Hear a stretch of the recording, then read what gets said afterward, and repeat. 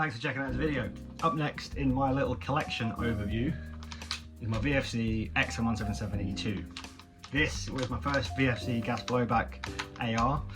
It's a V3 system, much like the M16 and the 416, and love the Xm177. Always have, ever since I watched Platoon, even though I know they're Colt 653s, but they were supposed to be Xm177s.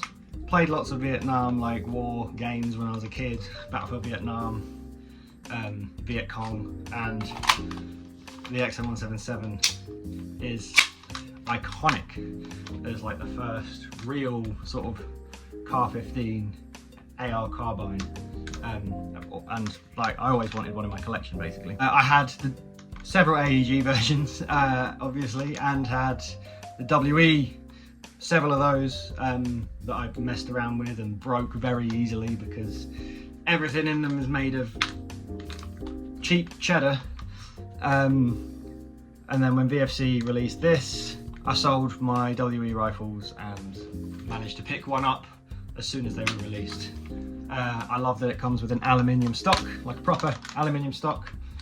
I've kind of messed up my buffer tube a little bit, so my stock can be a little bit of a pain to get back out, but that's like completely my fault.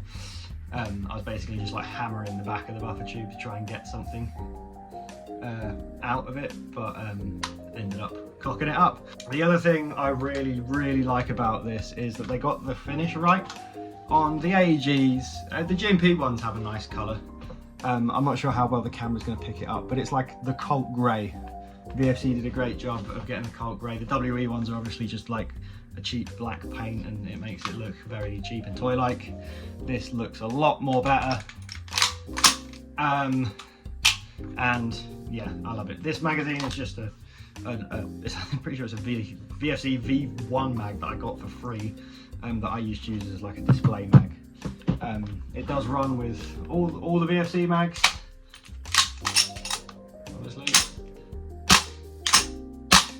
What you're seeing there with the charging handle is that, oh, that is really smelly gas. It's the smelly old cheap gas that I was using. My latch on the charging handle is broken, so it does like to bounce and hit you every now and then, which is less than ideal. But these charging handles are quite cheap to replace. I may even just replace the clip on it for a steel one. That would probably solve that problem a lot more better.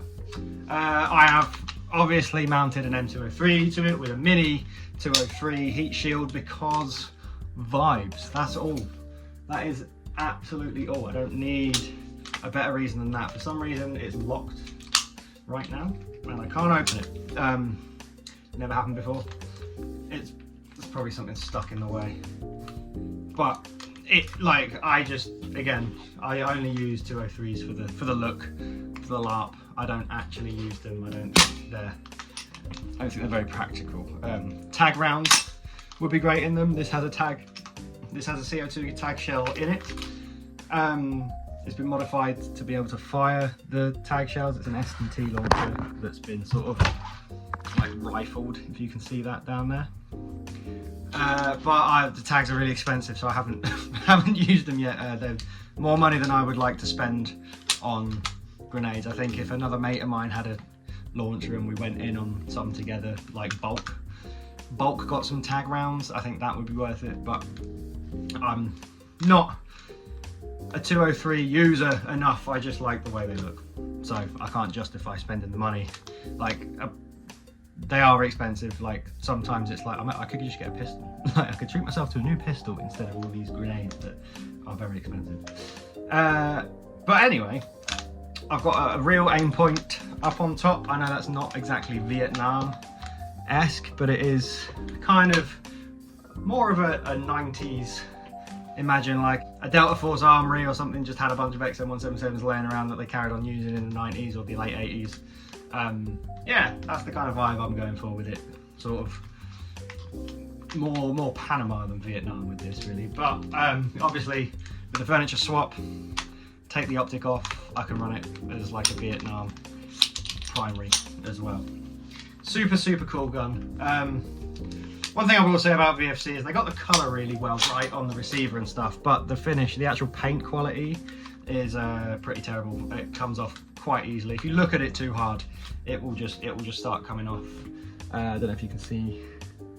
I'll get it in the close-ups, but there are like lots of scratches and stuff on the receiver where it like rubs up against my gear a lot. This hops really well out of the box. Hops 3.2s like super flat, super straight, super far, really nicely. I've not really changed anything internally with it. I've completely taken everything out the inside and put it back in a couple of times. I've got some videos on that. So if you need a guide on how to take apart the VFC V3 system, go check out my previous videos. That's my Xm177E2 by VFC V3 gas blowback. I love this rifle a lot, and yeah, thank you for checking out this video, and I will see you in the next one. Cheers.